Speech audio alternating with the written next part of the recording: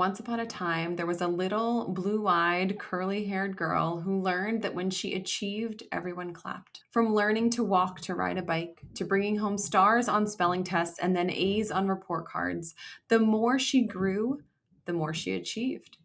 The more she accomplished, the more they applauded. Talkative to the point of being annoying, her parents used to insist that she sit at the table long after dinner was finished.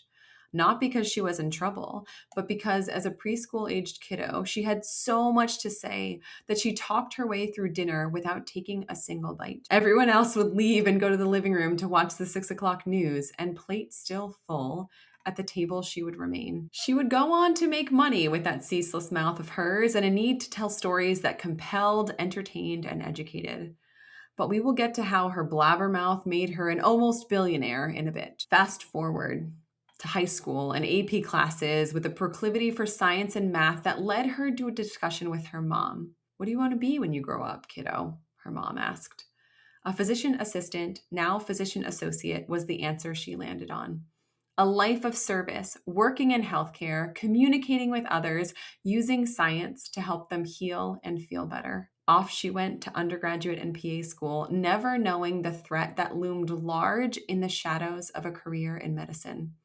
In many ways, still that same little girl, she was naive enough to think that if she just worked hard and did a great job, she would be rewarded. President of the People Pleasers Club and her PA school graduating class, Challenge Bowl champion, National Challenge Bowl runner-up. She was extremely nerdy, but trying to play it cool. After graduating and donning her first long white coat and then beating the pants off her board certification, she embarked on a journey to learn the most noble and narcissistic of specialties: surgery. First came medicine, but then came love, and then came marriage, stepkids, kids, more kids, one more kid, commuting, call, switching hospitals and specialties. Healthcare and the pursuit of perfection continued to drain her spirit, time, talent, and energy. Burnt to a crisp, but hiding it well, she continued to be the person to ask if you needed a project completed, a colleague oriented, a spreadsheet created, or the call schedule entered into Tiger Connect by this afternoon. A deep desire to be respected and valued led her to continually pour out into the world at all costs. Her mask of bright red lipstick, glowing smile, and a no-nonsense attitude hid the suffering well.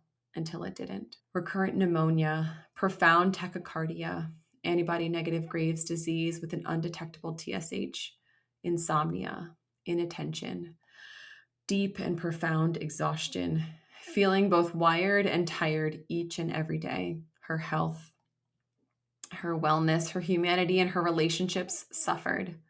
Some were damaged beyond repair.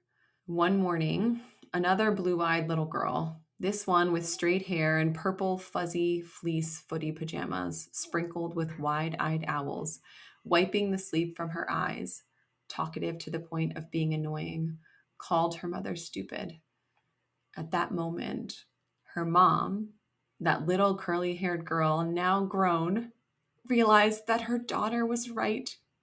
She was being stupid for believing that she could single-handedly change the corporate healthcare system from the inside as an army of one, for thinking that she could make a positive impact on the lives of her patients while her own life hung in the balance, for prioritizing the needs of a billion-dollar industry over her compassion and connection with patients and the people around her, for continuing to sacrifice her health, relationships, humanity, and passion at the altar of a healthcare system that would never love her back, for ignoring the warning whispers of her body, her husband, her parents, her children, and her dearest friends, for losing sight of her values, for not trusting herself, for not quitting sooner, for not choosing to walk away from the dumpster fire of modern healthcare, for forgetting that she was supposed to stop, drop, and roll if she found herself on fire.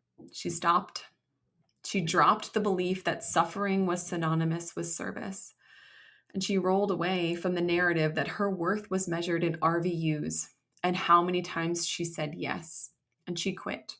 That job specifically, not medicine altogether, but the martyrdom. not caring for patients, but the cage that the corporate practice of medicine had trapped her in.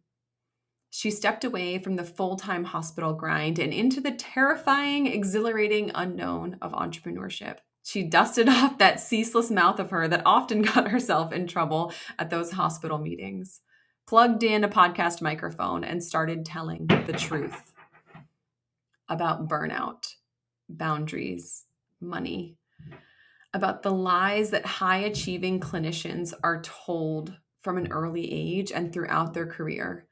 She learned how to build offers, to sell with integrity, to market without manipulation, and really how to practice business like she practiced medicine, confidently, imperfectly, and as evidence-based as possible.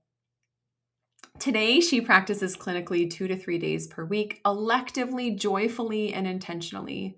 She has the bandwidth and the time in her visits to connect deeply with her patients and meet them where they are. Her business income now rivals the most she's ever earned in a year of clinical medicine. Not because money is the point, and it's not all about the income. It's also about the impact and the flexibility that the financial margin of small business ownership provides, because that income buys choice. Choice to be home when those kids get off the bus, to ski over 50 days in a calendar year, to travel abundantly and often, to say no to work that drains, and yes to work that is healing, aligned, and inspiring. Entrepreneurship became the exit ramp on the freeway of modern medicine she didn't realize that she was trapped on. Here's the truth that too few of us are sharing.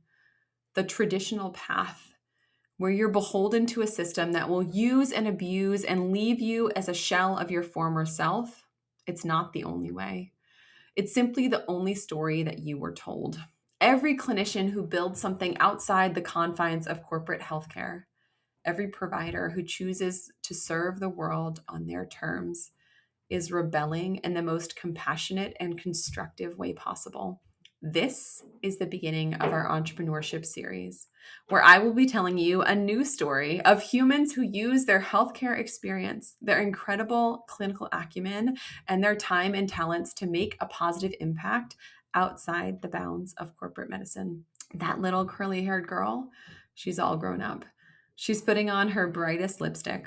She's telling the stories, hers and others, of clinicians turned entrepreneurs who are building the spaces and stepping into the places where they can serve others well without the confines, procedures, processes, and limitations of corporate modern medicine. Businesses that rekindle passion, restore autonomy, repair health, and reignite purpose. If something in this story feels uncomfortably familiar, if you know you are capable of more impact, dreaming of more flexibility, aching for more autonomy, ownership, and choice, if you're tired of being told that your only options are to endure or exit healthcare completely, then I want you to hit subscribe so that you won't miss a single story. This is where clinicians learn how to start businesses, how to sell, scale, and serve, how to practice medicine because you choose to, and practice business